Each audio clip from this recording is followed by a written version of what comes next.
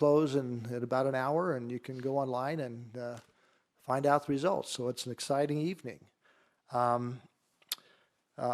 This is the City of Cottonwood Heights. This is our business meeting, Tuesday, November 5th. Again, welcome everyone tonight. And we have a volunteer, Quinn Williams. Quinn, come on up, and he's going to lead us in the Pledge of Allegiance.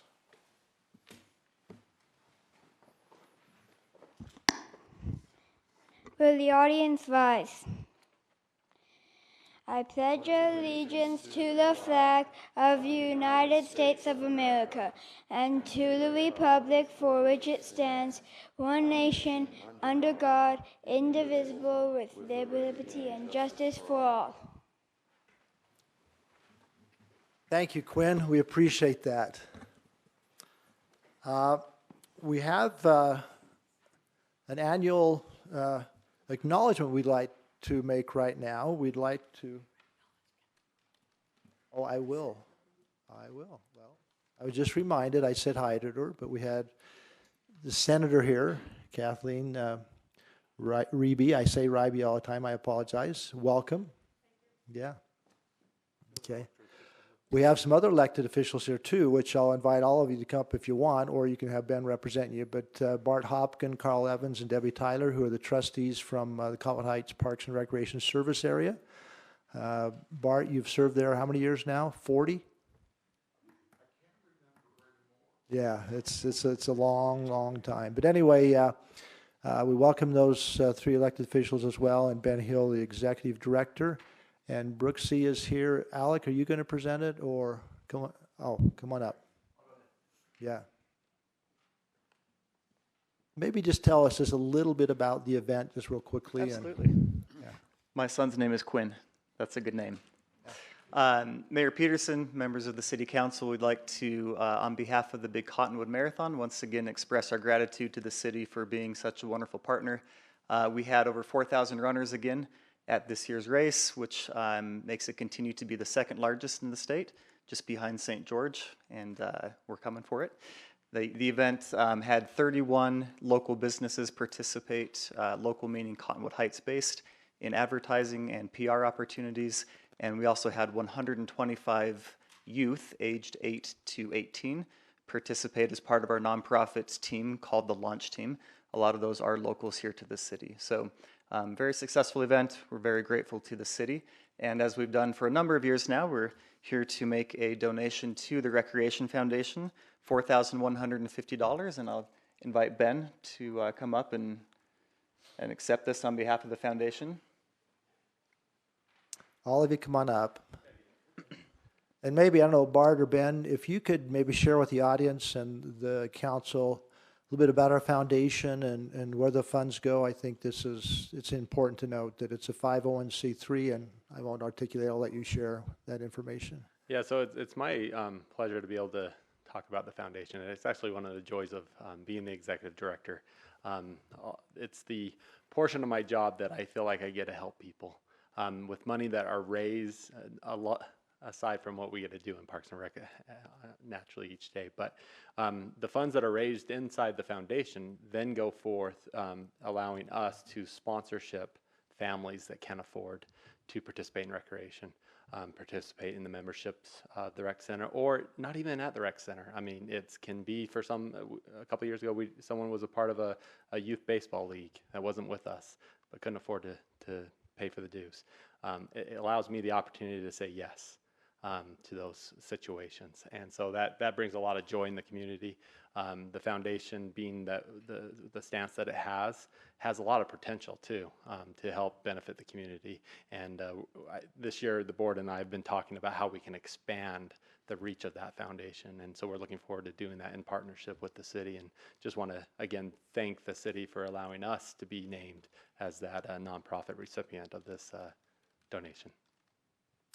All right, thank you, and thank you to Brooksy. And the neat thing about the foundation too, when they sponsor a family individual, if it's a health-related issue or a traumatic incident, they are mainstreamed into the activity, and no one knows that they're being helped. So they're not identified otherwise. So it's been, I guess, Bart, you guys created the foundation 30 years ago or something like that?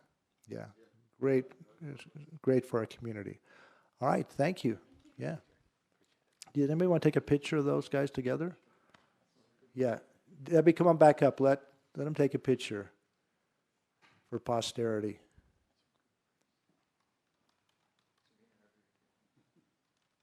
Give them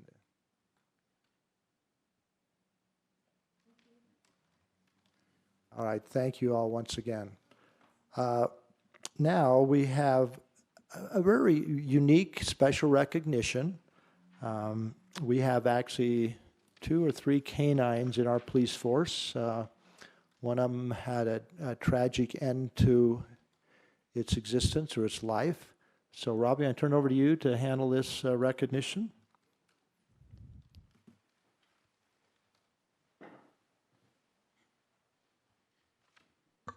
We currently have 3 canines in the Cottonwood Heights Police Department. They perform a myriad of tasks, including searching for evidence, articles, chasing bad guys, looking for drugs. First and foremost, their responsibility is to keep the handler, the human being, safe, the officers safe.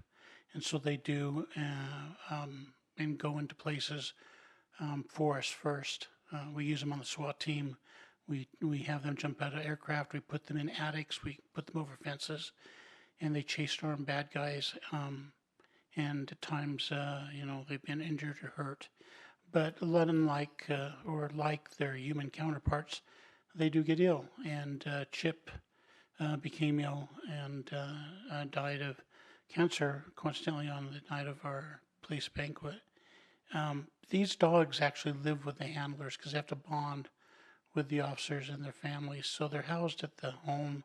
And if Sergeant Doherty will come up with his wife Shelley and sweet little Bella for just a second, they become part of that family.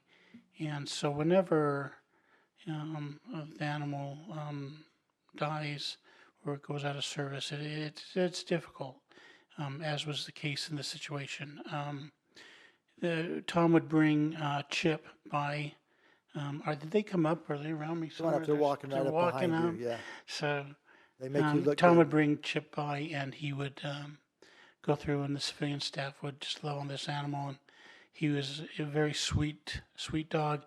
But when it was time to work, he knew it was time to work, and he got in the truck and came on patrol with Tom. For that, we didn't want this moment to go unrecognized. Because he's one of our officers, so his end of watch was the 28th of August 2019. How many years of service? I believe 8. Wow. 8 years. Wow. Which is A lot. about their span. So with that, I left something for the city manager, or for you, Mayor, to present. It's right there. And I had a little bit of help with this. The picture in there was taken by an associate of the police department, and it is a stunning picture. And the dogs have their own badge, and at the bottom of that plaque, which will hang in the police department, is a collar that was given to us by Shelley, unbeknownst to her husband. So this is the first time all of them are seeing it. So please accept that with our gratitude.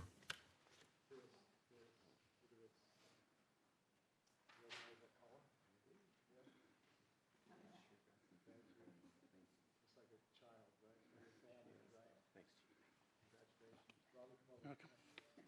Right, Bella? You want to hold this? Hold it like that.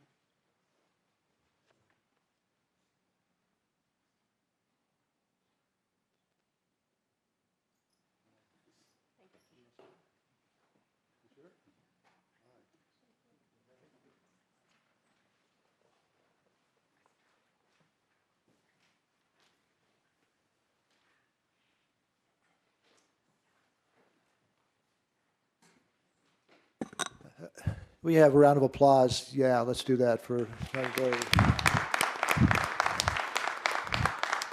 Hey, Tom, as you walk out, as you walk out, just from the city council, thank you for your service and thank you for letting us share in this special time with you, and we understand it's a true loss, so I appreciate all you do. Thank you, Sergeant.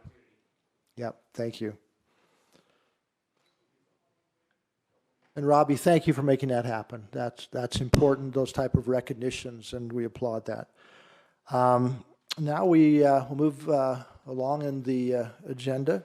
And if the rec center leaves, they won't get any funding next year, but that's all right. To citizen comments, let's start with, is it Wyatt? Whitby?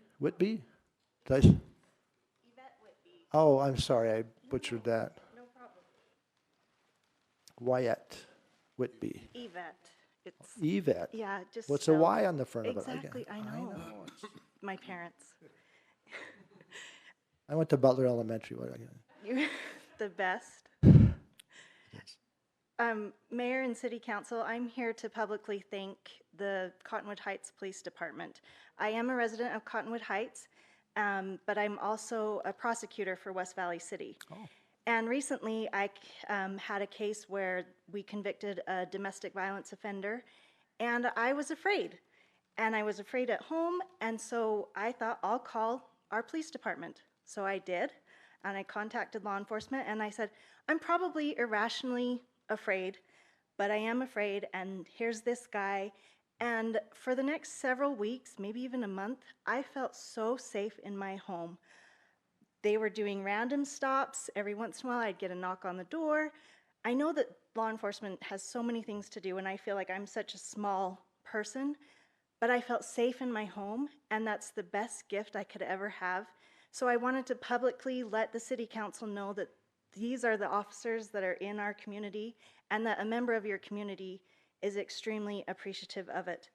I even had a dream one night where I was afraid, and it didn't even have anything to do with this other domestic violence offender. But during my dream, all I could think of was, well, Cottonwood Heights Police Department is keeping an eye on me, so I'm safe. So I definitely feel safe in my home, and like I said, it's the best gift ever. So if I may, Mayor, I have a small gift for the police department. Sure. Robbie, you And- want to go up and accept it? Yeah. It's nothing that big, but I just Well, thank you no, all. No, we appreciate your willingness to, to speak out and share your experience. I had another email this past week similar to that was unsolicited that is equally as impressive with the extra efforts that we get from our police department. So we appreciate you taking the time to recognize them. Thank you so much. Well, thank you. Thank you, Chief. Yeah. Thank you. Yeah, thank you. Can I open it? Yeah, of course. Oh, that's pretty cool. Oh, so there's a couple, Okay. She's helping me. and then there's just some gift cards for officers for treats. Very So they're generous. just little. Thank you. Yeah. I'm keeping the one that actually looks like me. Yeah. Thank you. So that was very kind. Thank you. Thank you. Yvette, thank you so much for taking the time. And thank you for being a member of our community, too. Okay, Roger, Kara, come on up, Roger.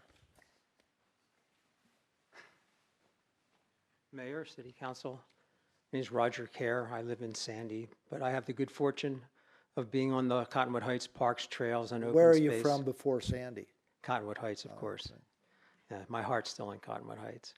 And I'm also the chair of the Dog Park Subcommittee. And I just wanted to let the council know that 2 weeks ago, the Parks, Trails, and Open Space Committee passed a resolution recommending to the City Council that they look at Mount View Park as a possible location for a dog park. This is after a year of looking at every possible open space. So I just want to say there are two statistics that might be worth remembering. One is that there are more households with dogs than with children, and there are 39% of the households have dogs. Is that all? I thought it was 50, yeah. That's either one's a good number. All right, thank you very much. Roger, thank you for your service as well. Yeah. Keep playing pickleball. Just switch hands. Eric, come on up.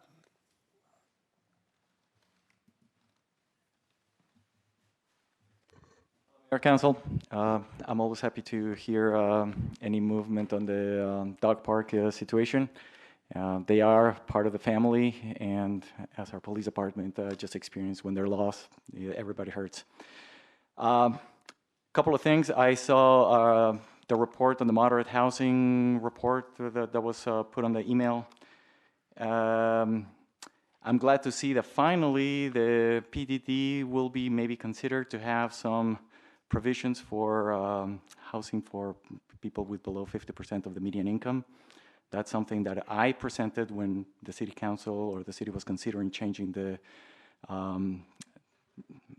density from 25 to 35 dwellings per unit for the PDD in favor of ICO.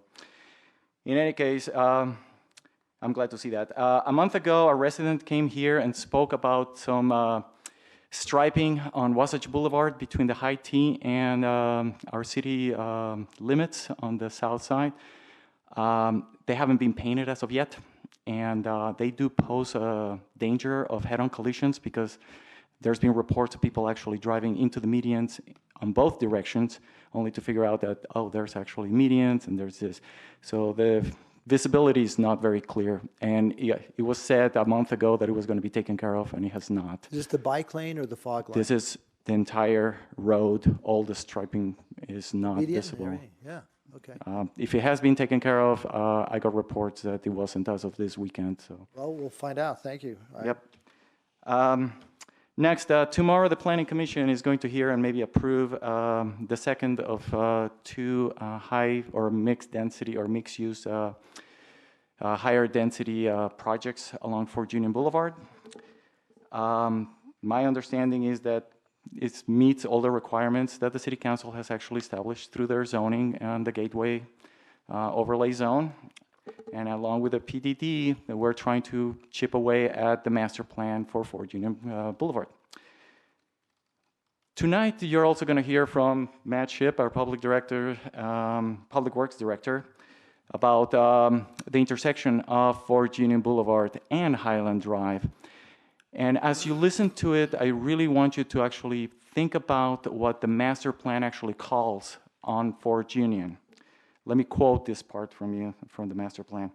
The Fort Union Boulevard Highland Drive intersection is no longer a barren space that serves only to move cars through the area and collect stormwater, but is instead a major center of transit, pedestrian, and business activity. Think about that as you're studying how cars move efficiently through the intersection, but the distance to cross, if you are an elderly person, somebody in a wheelchair, somebody with crutches, it's longer and longer, it's less pedestrian friendly, and the speeds are still high up. So how are we accomplishing anything? Higher density and wider, faster traffic is a recipe for disaster. So thank you very much. Thank you, Eric. John McIntyre. If I may, Mr. McIntyre is serving an LDS mission, and he sent me a message he would like me to read on his behalf. Is that possible? Yeah, go ahead. Just under 3 minutes, yeah.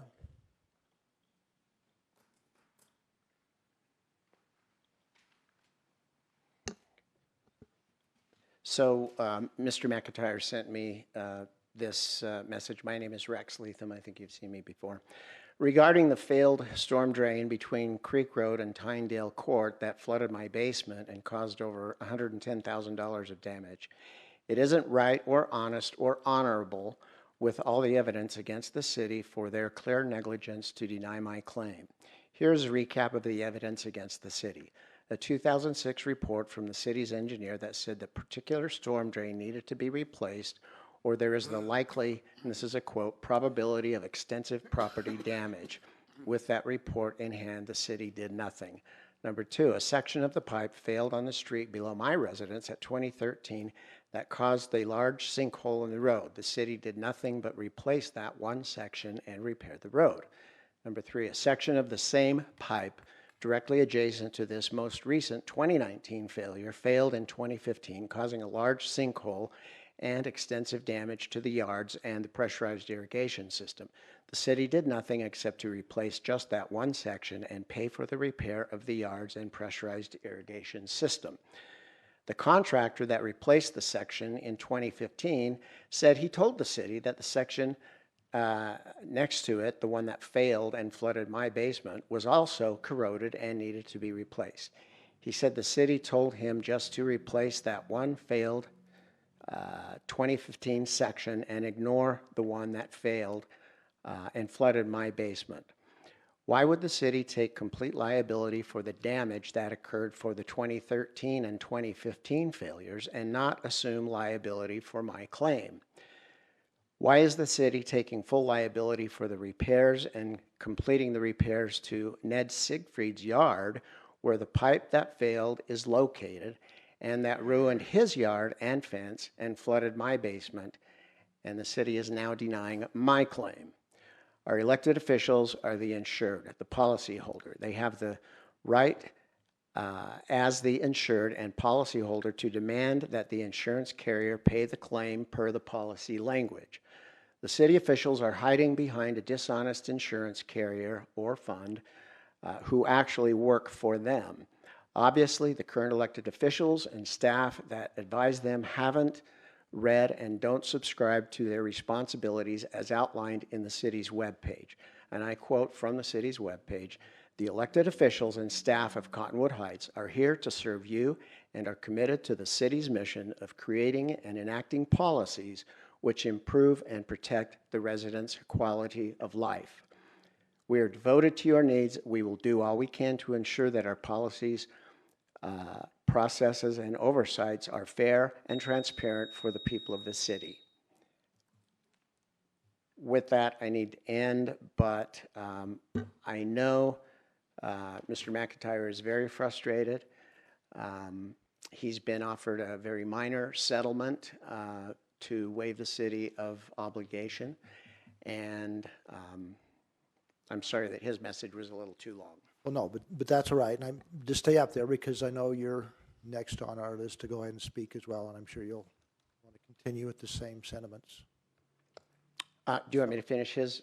No, I think that's fine. I think we get the gist of his point, but but now we'll turn it over to your time. Yep. Okay, I just have to get mine. Yeah. May I get a copy of Mr. McIntyre's comments, please, for the record? Oh, pardon me? You want to give us a copy of Mr. McIntyre's comments for the record? Do you have it, a hard copy? I can email it to you. Yeah, If good. you. We'll put it on the record. No, it's a text message. You can still Can forward you it. copy and put it on an email? I'm sorry? If you could copy and put it on an email for me would be great. Yeah, if I can figure out how to do that. Yeah, he sent it by a text. So, as I said, my name is Rex Leatham. I live on Scottish Drive. The night of August 8th, the same night John's flood happened, the flood happened at my house. And the first thing I would like to do is thank the City Council for recently appropriating $180,000 to fix the storm drain system on Scottish Drive. That does not go unnoticed. I appreciate that. That's recently enacted funds that comes right off of your own city budget, and I appreciate that very much. According to the insurance, you're going to upgrade inlets to meet current city standards, install waterways at intersections, update curb and gutter, and move one of the storm drains that runs from the back of the private property. So that is very much appreciated. That said, I am happy about that, but I'm still dismayed that the city is denying my claim of $91,000 plus. It's really a lot more than that, but the insurance carrier failed to examine some things. But rather than doing what's right by taking care of your constituents, you have chosen to hide behind immunity disclaimers, even in the face of overwhelming facts indicating negligence on the part of Cottonwood Heights. Not only has my denial been declined, I have been told by the insurance carrier that they are done talking to me and that they have instructed you, Cottonwood Heights, not to talk to me about it. That's why I'm here tonight. You guys will not address it with me. They won't address it with me. So I will continue to come week after week, month after month, however long it takes to make this city council realize the gross negligence that has occurred with their stormwater system and the price I have paid personally for that. Okay? Mr. Mayor, with all due respect to you and Mr. Tingey, I know you've told me several times that the city has nothing to do with the review of claims.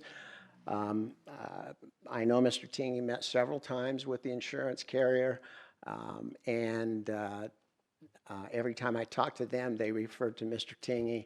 And so I'm just disappointed that you have chosen to hire Travelers as a middleman behind, between Cottonwood Heights and the Utah Government Trust. As the middleman, Travelers' sole responsibility is to deny claims. They don't pay the claim, nothing. All they need to do is find in favor of the victim. But since they are, as John outlined, employed by the city, they have a tendency to rule in favor of the city. And so with that, I just want to reiterate that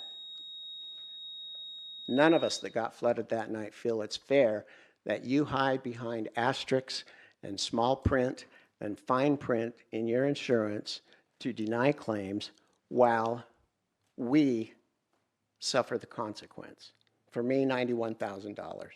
I've never carried a balance on a credit card in my life, but I've got an American Express that is up to $20,000, and I've got a home equity line that I've had to use to fix my house, thanks to that water system.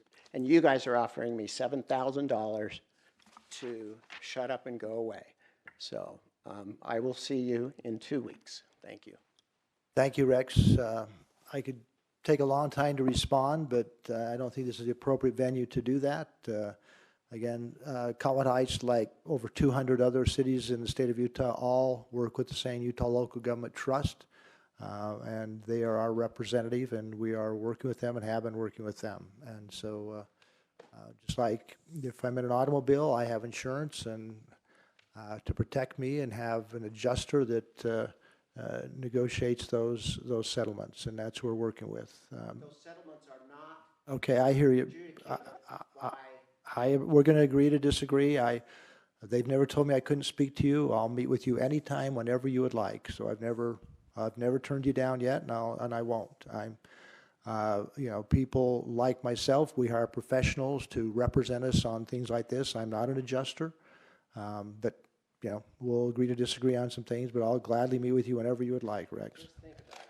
City immunity is designed to get out from under something you're responsible for. Otherwise, the word immunity wouldn't be used. I hear what you're saying. About what's happening at the federal level with immunity and people that are talking about immunity.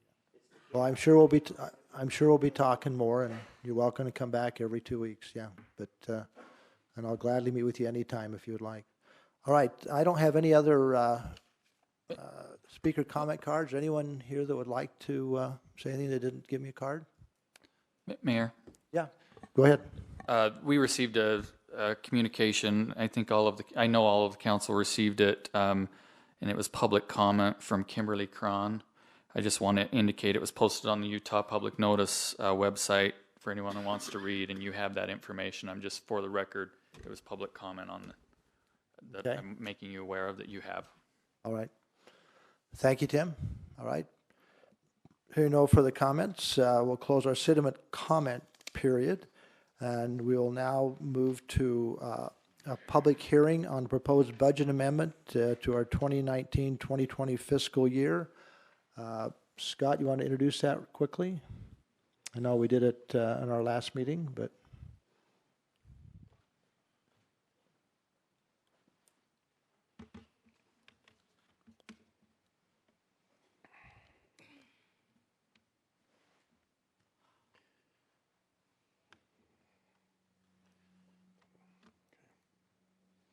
All right.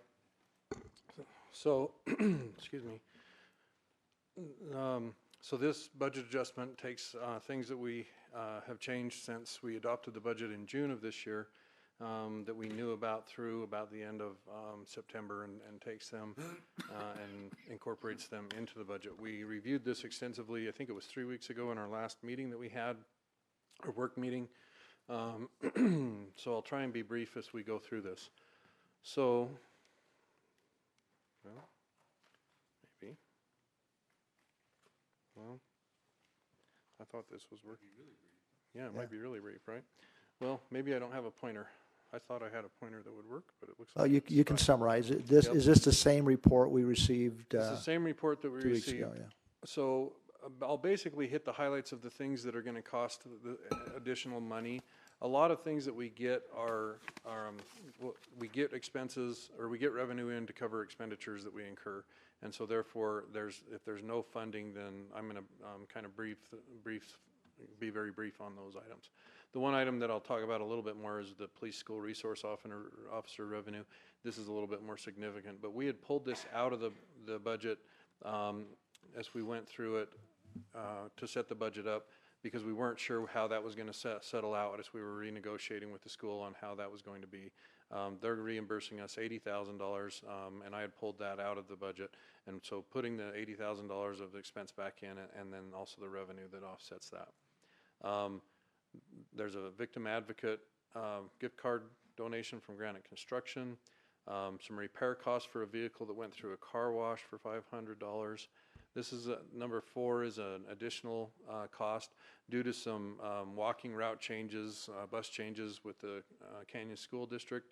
We need 2 additional crossing guards. They're about $7,000 a year for those crossing guards, and they've been in place since the beginning of the school year. So $14,000, that is an additional cost to the city. Big Cottonwood Canyon, this should say marathon overtime reimbursement from Brooksea, $17,300. Police DEA overtime reimbursement, $200. Police DUI enforcement overtime, $2,050. Going on to the second page of that, an officer who was on employment probation ended his employment with us. The new employer, the new city that he went to, agreed to reimburse for some equipment expenses incurred for $4,762. 9 and 10 are ZAP funding for both the Arts Council and the Historic Committee, and this is actually from the prior year that we're utilizing these funds in the current budget year. Item number 11 is Utah Division of Arts and Museums grant for the Arts Council. This is a section of the state of Utah, and that's coming in $4,500. Rocky Mountain Power, a donation for Light the Heights to help cover some of the costs associated with that. Event contributions, this is just a technical adjustment. Instead of doing it an offset to expense, booking the revenue and having the expense flow through so that we can see both the revenue and expense. So there's no change in that, it's just a technical item. Arts Committee, we carry forward their balance from the end of the prior fiscal year, $505. It was a negative balance last year, carrying that through to their budget this year. Elections costs, we're going to reduce it from the $60,000 to the $40,000. We had originally budgeted for the referendum. That turned out that did not make it on the ballot, so we didn't need to have that additional $20,000. Number 16 is really a technical adjustment. We weren't sure how we were going to get this revenue in. It turns out that it's coming in as a separate section of sales tax, specifically marked towards highway and transit sales tax. So this will be a separate sales tax line item in our budget, and then we will transfer this item over to the capital projects fund, and we will eliminate a revenue in the capital projects fund and have that be replaced by a transfer in the capital projects fund.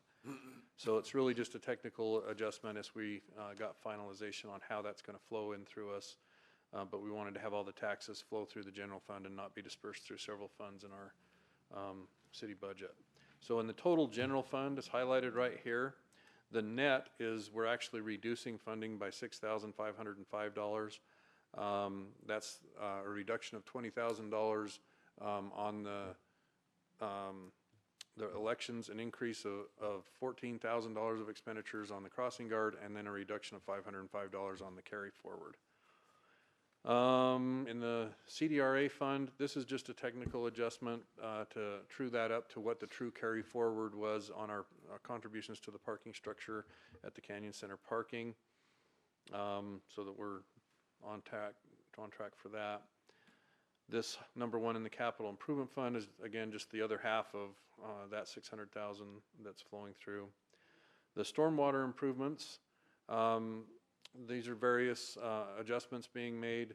As Mr. Leatham mentioned, it does include that 180 that he had mentioned, as well as some other items that need to be taken care of to the tune of a total of $264,700 to take care of those items. And then number 3 is rebudget of carryover capital projects. So we had about $566,000 of carry forward funds. The net between the expense and the revenues on this line is only $429,000. So we came out a little bit ahead here in terms of our carry forward projects once you figured all those out. And then there was some unbudgeted projects, including the Big Cottonwood Canyon Gap Trail, Porcupine Connector Trail, etc., to the tune of $409,000 that are offset with revenue that weren't previously budgeted. So on the capital improvements fund, $693,000 of increases offset by this $566,000 of carry forward. So it meant that we had to utilize, and we're proposing that we utilize fund balance in the capital improvements fund of $127,000 in order to take care of those projects in terms of the capital rebudgeting that's in there. And that kind of is it in a nutshell. Okay.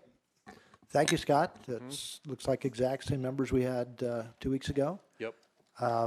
Again, this is a public hearing piece of the budget amendments. So any comments from the audience regarding this budget amendment? I can say that there was... You want to come up to the microphone? Yeah, no, it's just so for the record. For the record, I can say, and I'll thank you on behalf of Mr. McIntyre, that there was, I think, $48,000 dedicated to the repair of the 48-inch corrugated pipe that he referred to in his message tonight. And that's part of the section that needs to be replaced. The Tyndale Court is where it's line itemed out. And on behalf of Mr. McIntyre, I'll just say thank you. Thank you, Rex. Any other comments regarding the amended budget? Hearing none, we'll close the public hearing, and now we will take public comment on our affordable housing plan update. So, Mike, you want to introduce that quickly?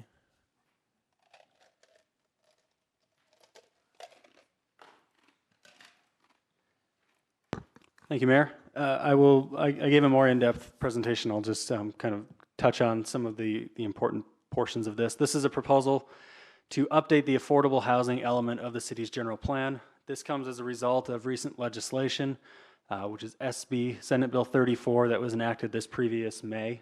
You go to the first slide, too. One more. This legislation requires that cities must adopt updated general plan elements regarding affordable housing. This is statewide legislation, so all cities must meet this requirement. We have an affordable housing element of the general plan that was previously adopted in 2017. This legislation mandates a few additional requirements, which required us to have to come back and update that. Normally, we wouldn't have had to for another 5 years, but because of this, we're back with a change now. The plan must include a minimum of 3 strategies to achieve the goal of providing opportunities for living and working to individuals of all income levels in our city. And to do this, we must implement at least 3 strategies from a menu of options presented in that state legislation. And this updated plan must be adopted by December 1st. Next slide, please. Again, this is just reiterating some of the things this plan needs to touch on, but the point here is that the content of the affordable housing plan is very directly prescribed from the state legislation. Next, please. Another change in this legislation is that rather than a report and updating the demographics and housing availability every 2 years, which is what it was previously, we're now required to update our report annually and include some additional information in that report, mainly how we are implementing the goals that we're choosing as part of our plan. Next, please. So this is the menu. I will just touch on the three goals that we have incorporated into our draft plan for your consideration.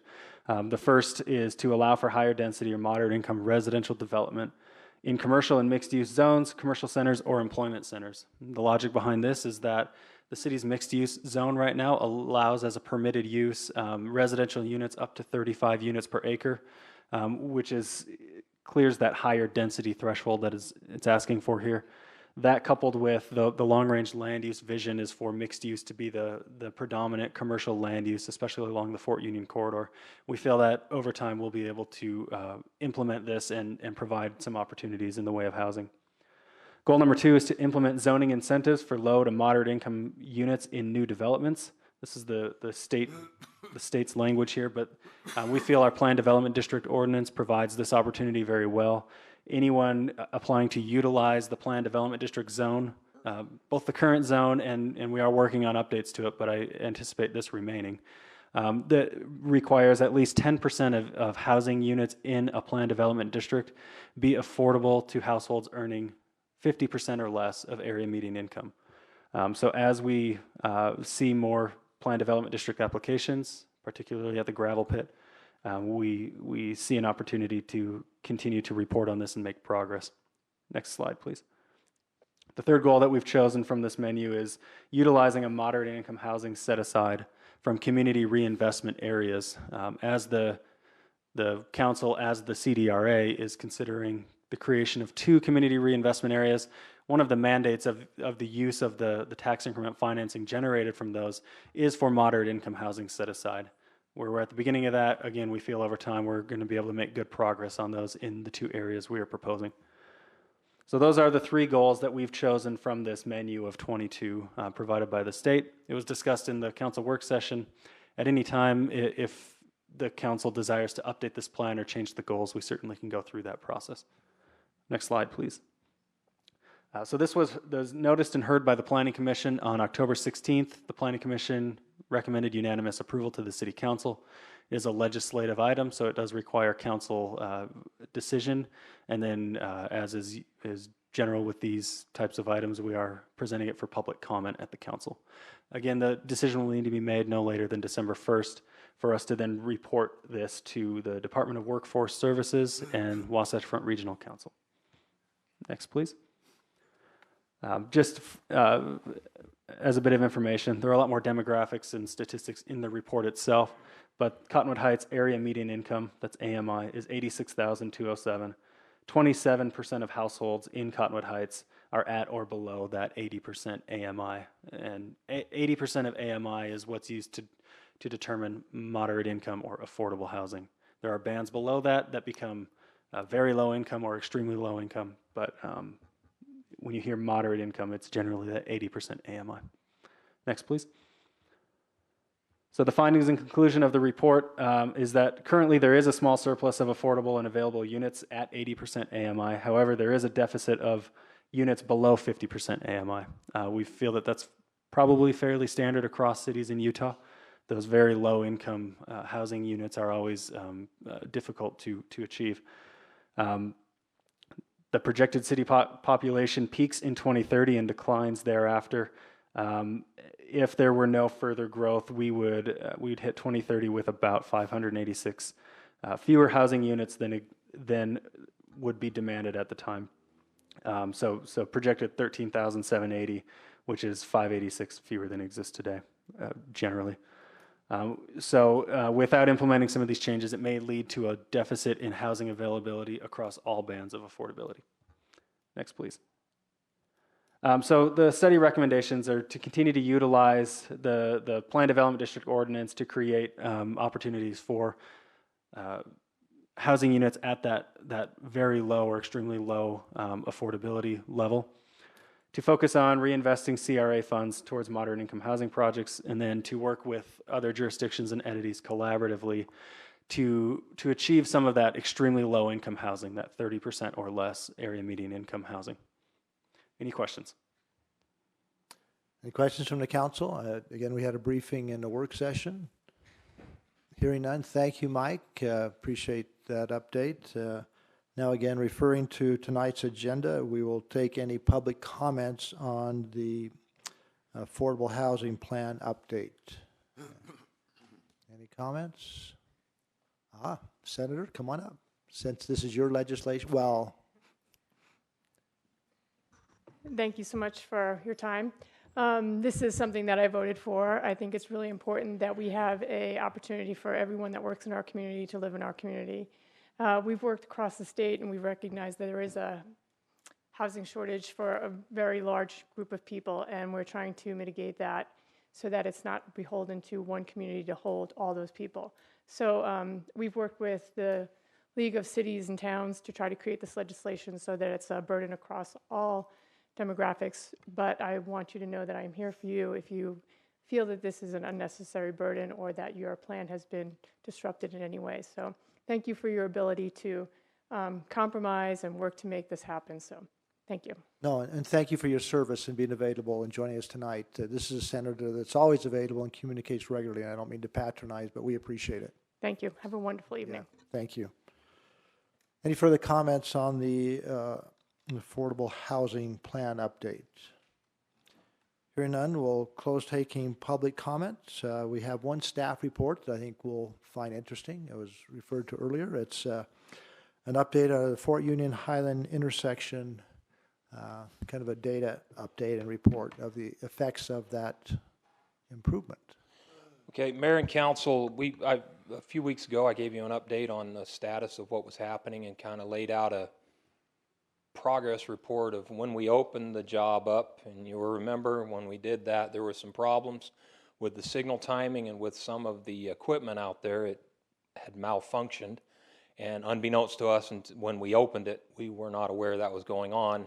And we introduced this intersection to the world via a broken product, if you will. It just wasn't functioning the way it should have.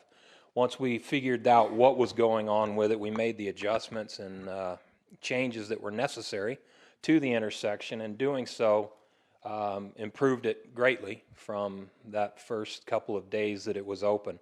So really briefly, I wanted to give you an update on some of the numbers. We've talked a little bit about this. When you're evaluating an intersection, a couple of the things you look at are approach delays, meaning how much time why are you per car are you waiting there at the light? Or there's another metrics, if you will, called split failure. In other words, getting a platoon of cars through an intersection during the light cycle. That's dependent a lot on volume. That has a great deal to do with it.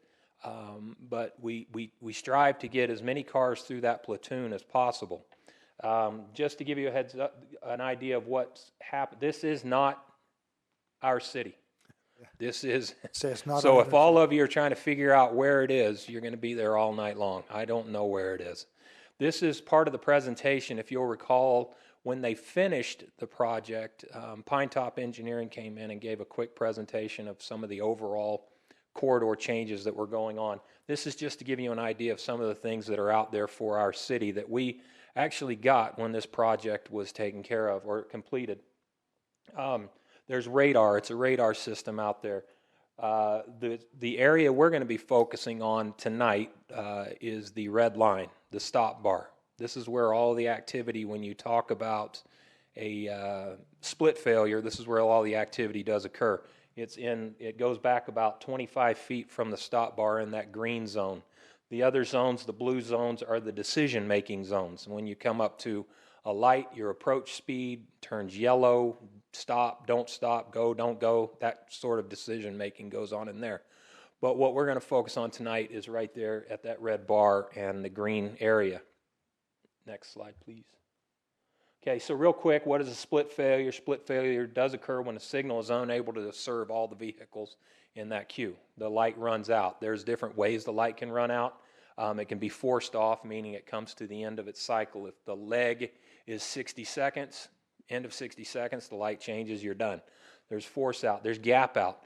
If you have a large gap in between at the radar location or the stop bar, it figures there's no more cars coming down. So therefore it shifts the traffic into other areas that might be needing it. And then there's the actuation, which is the pedestrian stopping traffic by hitting the button and being able to cross. And then you also have the preemption, which is, like we've discussed earlier, your police, your fire, getting through an intersection, turning the light green so they have quick and easy access through there. Can the mayor have one of those? You can talk to Robbie, and I don't know if he'll hook you up, but we'll go from there. Only fire. Oh, the police, they don't worry about it. You get that in a news article. Okay, so that's a split failure. You'll hear the word Purdue split failure a lot when it comes to this new system that's in here, because it was created, the metrics or the software was created at the University of Purdue, or Purdue University, and so they're given credit for it. They got to name it. Software uses what we said, the stop bar, and when it's doing this, it's basing their decision making or the split failures on green occupancy ratio and a red occupancy ratio. All fancy words for how much time, what percent of time is a car in that zone during the cycle. So if there's a car, how many cars are in that zone during the cycle. So if both of those hit 80%, they call it a split failure. So that's the issue there. Green time, it's the detector versus the red time, and it's the first 5 seconds of red. Next, please.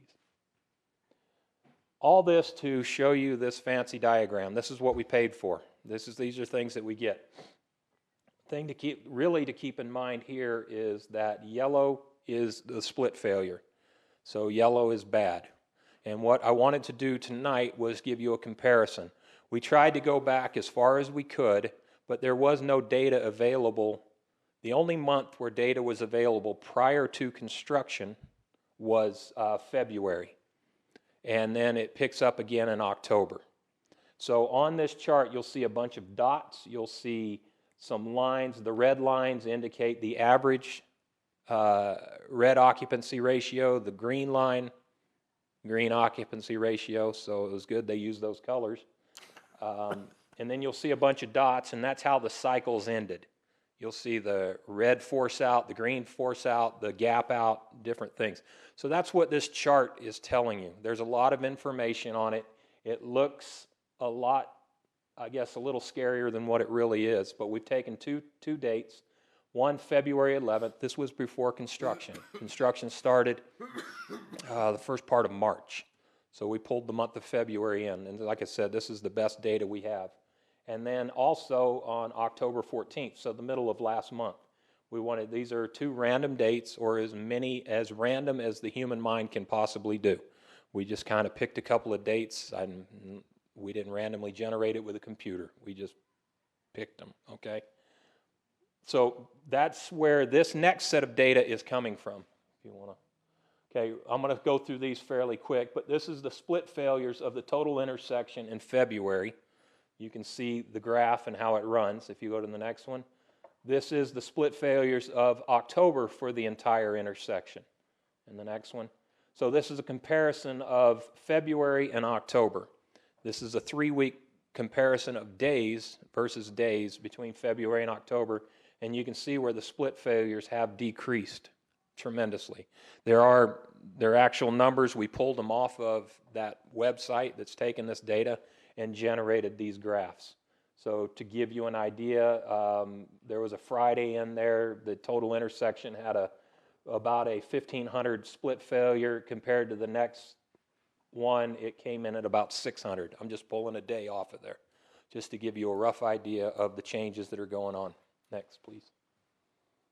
Now, just these are what we'll zip through these real quick because I know we have time here. But this is the northbound movement only. This is the one that really got us, our A lot of comments. Yeah, our fun in the sun. But you'll see that it went down. But if you'll look at that last Friday over on the right, you'll see that October is higher than February. That's when they were out there doing a punch list item. They had a lane closed. And we looked at that and we were kind of confused as to why it had gone up like it did, but there was a closed lane through there because they were working in the road, doing punch list. Next one, please. And really quick, like I said, here's a southbound movement. Next. The westbound movement, you can see the the changes. Next. The northbound left, so this is going east, and you can see the work that was going on once again. Some things that were happening, those big spikes in there. Next. Southbound left. They follow a very similar pattern. You can see Sundays dropping off, and you can see these things. Next. The eastbound left. Next. I know, keep going. And ta-da, there we go. So in other words, we believe the intersection, based on the data and observations being out there, is functioning the way it was designed, and it's working. Now, there's been questions about that third lane. That is actually, there are some physical constraints on the third lane that was a merged lane. It's merged into 2 lanes. There are physical constraints there at Starbucks and Zion's Bank, as well as across the street on the north side there at Czech City. There are some physical constraints that don't allow 3 lanes to go through there. So during the design process of this, I'm told from those who were involved at the very beginning, that was one of the issues that came forward. There had to be a trade-off somewhere to get the double lefts going east off of Highland Drive, because that was such a huge backup going to the freeway from there. So there were some trade-offs, and one of the trade-offs was physically a lane. You may wait further back, but with the right volumes, if you're not, we're not getting huge volumes of cars in there, you are able to get through a cycle in there. Any questions? I assume that you'll be looking at this data again, either quarterly or regularly? Yes, we've actually met with a traffic engineer on this just yesterday to make sure I'm not sharing some falsehoods, I guess, without meaning to. And we've asked him to go out and look at and do some observations and give us a part of this plan. Does not include optimizing the intersection. That's up to us individually as a city to optimize our own intersections. So we've asked him, we do find a lunchtime gap where at lunchtime we have a huge issue going on the westbound, turning westbound off of Highland. So going north and turning west, there's a big issue in there that we're trying to address. So we will continue to adjust these as we go along. I think there'll be some seasonal issues as we get into the winter months too, and especially the on east Fort west Union would and really east-west, open up. and some citizens will have a question. So we appreciate the ongoing monitoring and further discussion. Yeah. Well, with this new program in place, we found some things that aren't functioning right now. That we've made contact with UDOT and also with the engineer on this, and we're getting that information turned on. It gives us a lot better access to some numbers. Further comments or questions from the council? Thank you very much for preparing that. Thank you. Thank you, Matt. The polls will be closing in 2 minutes ago. They did. The initial results, yeah. So we have 2 action items. The first item is consideration of ordinance 332, approving an amendment to our 2019-20 budget as presented by our treasurer tonight. So any further discussion on that item? Hearing none, I'd call for a motion, please. Move that we approve ordinance 332. Second. It's been moved by Councilmember Bracken, seconded by Councilmember Shelton. Any further discussion? Hearing none, I'll call for the vote. Councilmember Michael. Yes. Councilmember Bruce. Yes. Councilmember Bracken. Yes. Councilmember Shelton. Yes. And I will vote yes.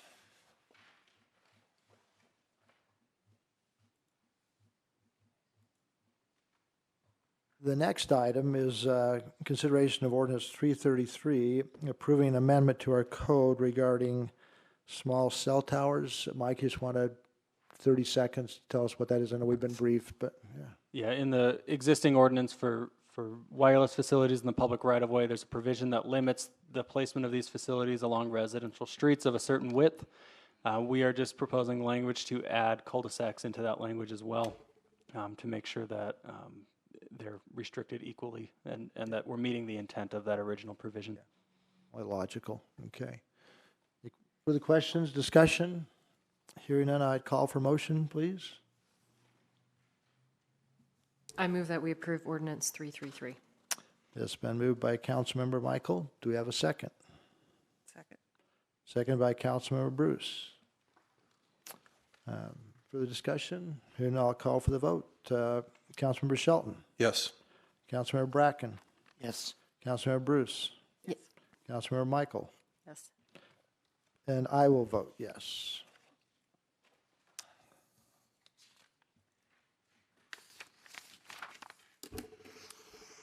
We do have a consent calendar item, which is the minutes from October 7th and work session and business meetings from October 1st. Move approval of those minutes by someone, please. So moved. It's been moved by Councilmember Shelton. Second? Second by Councilmember Bracken. All in favor, say aye. Aye. Any opposed? It's unanimous. Entertain a motion to adjourn. So moved. It's been moved. Second? Second. I don't need to second it. All in favor, say aye. Aye. Aye. We are adjourned. Thank you.